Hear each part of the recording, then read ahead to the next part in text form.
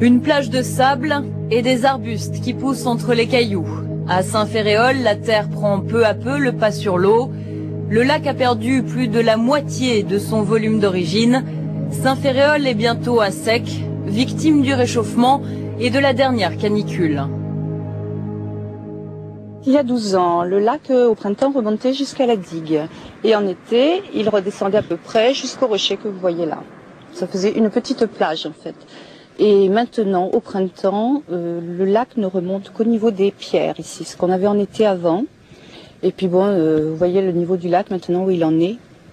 Alors, avec la chaleur cet été, moins d'eau, et progressivement le lac diminue.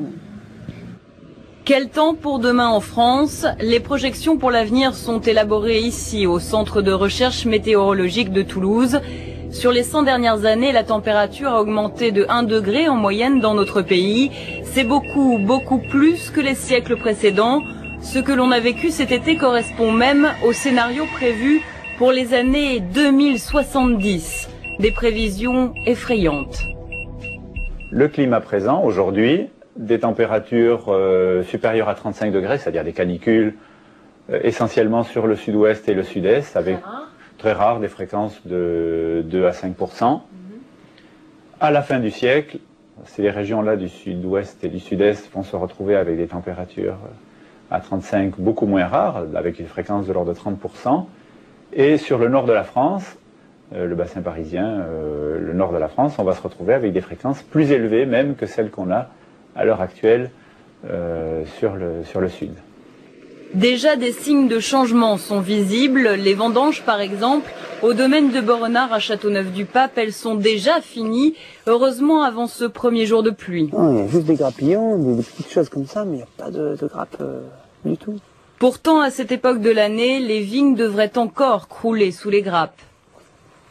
Ça fait 10-20 ans, on va dire à peu près, où il y a vraiment tendance à avoir cette précocité dans les dates de début de vendange et vraiment une répétitivité de la date qui est de plus en plus précoce. On se dit là, on est vraiment précoce et cette année, on est encore bien plus précoce qu'il y a 2 ans en arrière où on pensait que c'était exceptionnel et qu'on verrait peut-être jamais vu ça. Là, on a attaqué 10 jours avant presque encore.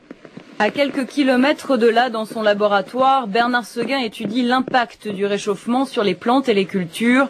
Les poiriers fleurissent déjà avec 15 jours d'avance et à l'avenir, c'est toute la végétation qui pourrait être chamboulée. On peut voir par exemple le maïs, la production de maïs en grains qui remonterait jusqu'au nord de la France, l'olivier qui remonterait jusqu'à Lyon, pourquoi pas, et puis l'introduction de cultures nouvelles du style... je sais pas, l'arachide dans le sud-ouest ou le pistachier dans le sud de la France, tout ça pour les années 2070. De plus en plus chaud. Dans les montagnes, les jours d'enneigement sont moins nombreux, l'épaisseur du manteau neigeux diminue, les glaciers reculent, comme celui de l'Argentière, près de Chamonix.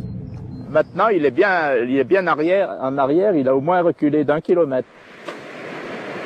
Et ici, c'était plein de glace. Sur ces rochers, enfin, tout ce vallon était plein de glace.